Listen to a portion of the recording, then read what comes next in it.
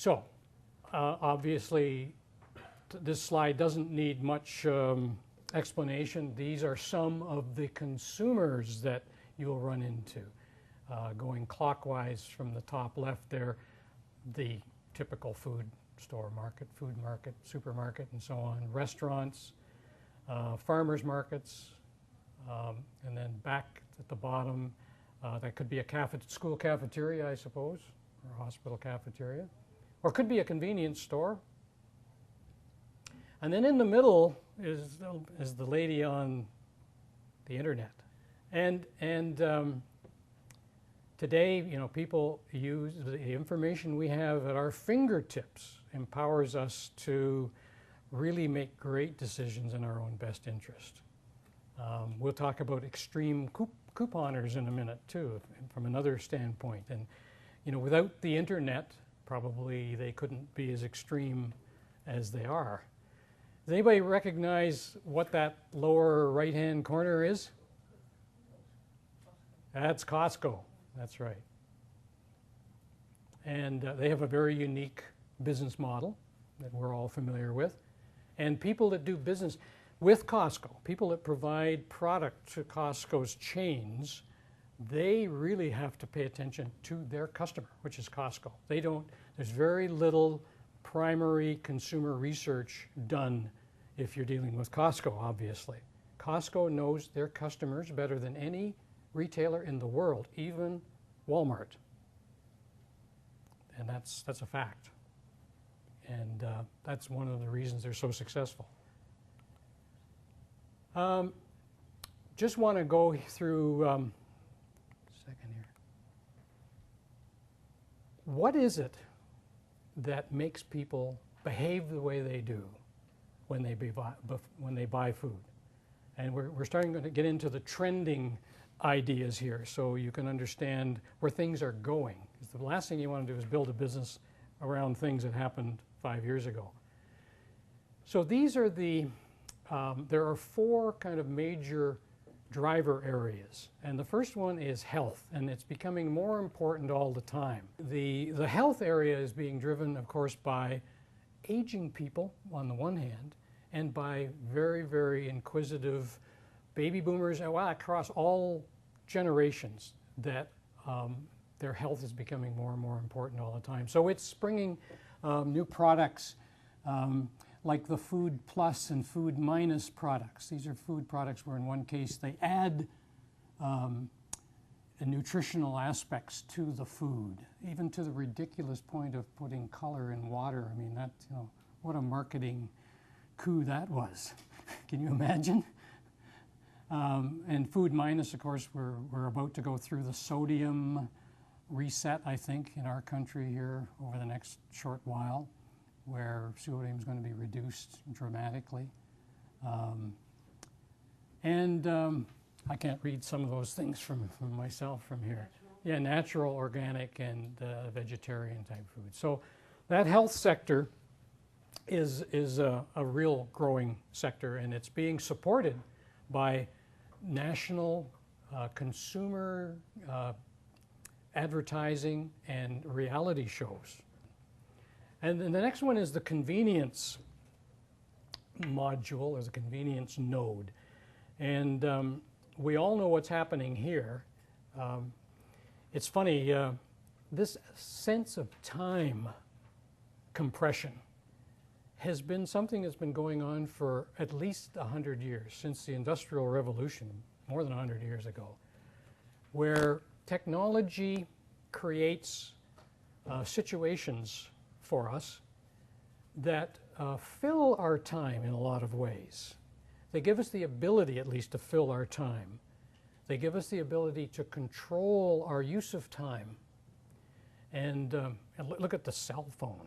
I mean, what a great leap in time compression that was. You don't have to wait to get back to the office to return your telephone calls, and people can get to you wherever they are. Huge, just one small example of what's caused time compression, which causes people to feel like they don't have much time. But people have the same amount of time they had 100 years ago. They have 60 minutes in every hour, and 24 hours in every day, so on and so on. The only limit to your time is at the end. We don't know whether you've got 75 years or 95 years of it or what. So the upshot of all of this is that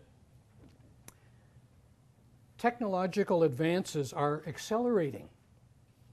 Every year, it seems that the cycle gets shorter, and the new time, quote unquote, productivity related time saving, labor saving devices and other things that are being sort of invented and commercialized are coming on to us more rapidly all the time, increasing our sense of time compression, producing this phenomena of the take-home meal. You go into a store and you buy a meal that you can, it's ready-made, it just needs to be maybe reheated. So we have this sort of one-stop nutritional kind of idea if you put the two of them together. Now the third one is, this is one my wife likes the most, is indulgence. She's a chocoholic, I guess, and she likes ice cream, and she buys Haagen-Dazs ice cream. One of the reasons she likes it, she likes to tell people that she buys Haagen-Dazs ice cream. So there's that kind of aspect. And the fourth one is really a big driver in British Columbia. It's sort of the one that most people pay attention to these days, and that is the social side of the that particular layout. And it involves, we talked about the local food phenomena. We talked about food miles, the 100-mile diet, you know, those kinds of things create a lot of excitement. So in British Columbia, because we have a huge and growing immigrant, new Canadians coming into the province at a heck of a rate, we have these categories of halal now is one of them, kosher, halal. So this sweet spot, this orange sweet spot in the center of the slide needs this kind of just remembering this. When you're starting a new food business or you're expanding a food business, be careful that you don't get caught trying to cover all of the bases. Because if you do, you won't be able to target properly through labeling, through packaging, through distribution, and through pricing. You'll have to be something for everybody, which will confuse the consumer. The consumer will not see sort of realizable value likely. That's really the danger of being in, it shouldn't be called, it should be the sour spot.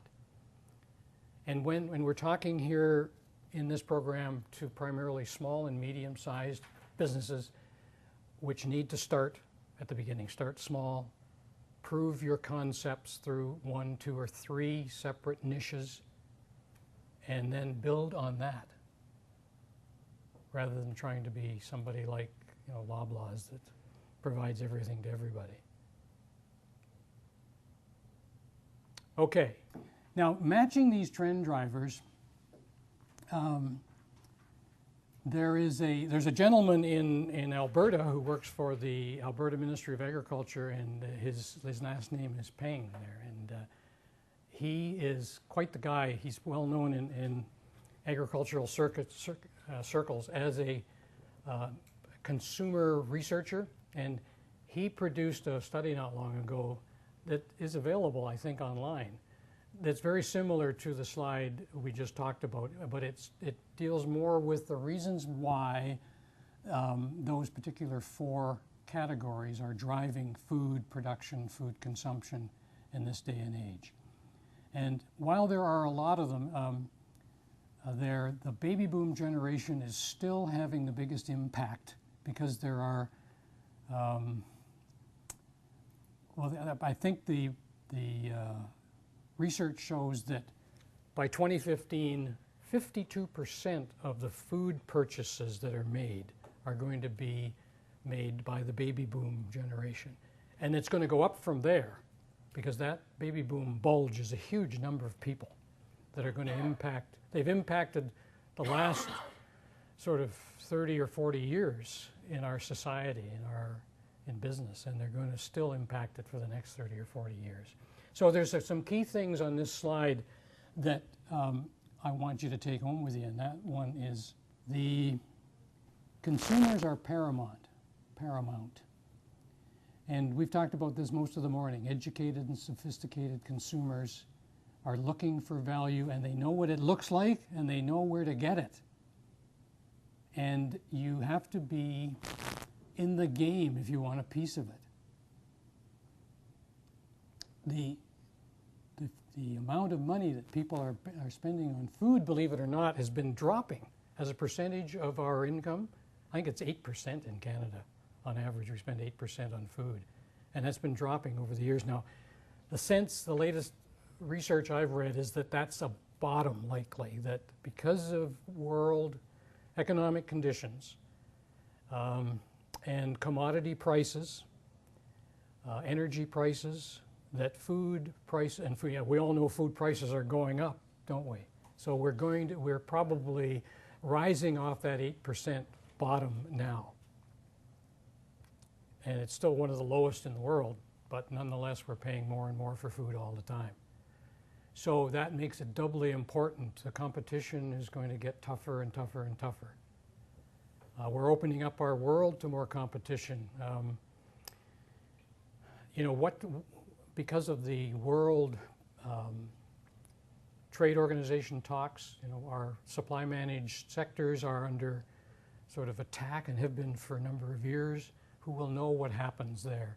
Talking about this, consumers are paramount, the ability to understand what they want and need, how they buy it, how they like to buy it, where they like to buy it. If you start with a good sound foundation of that, you'll build a very successful business.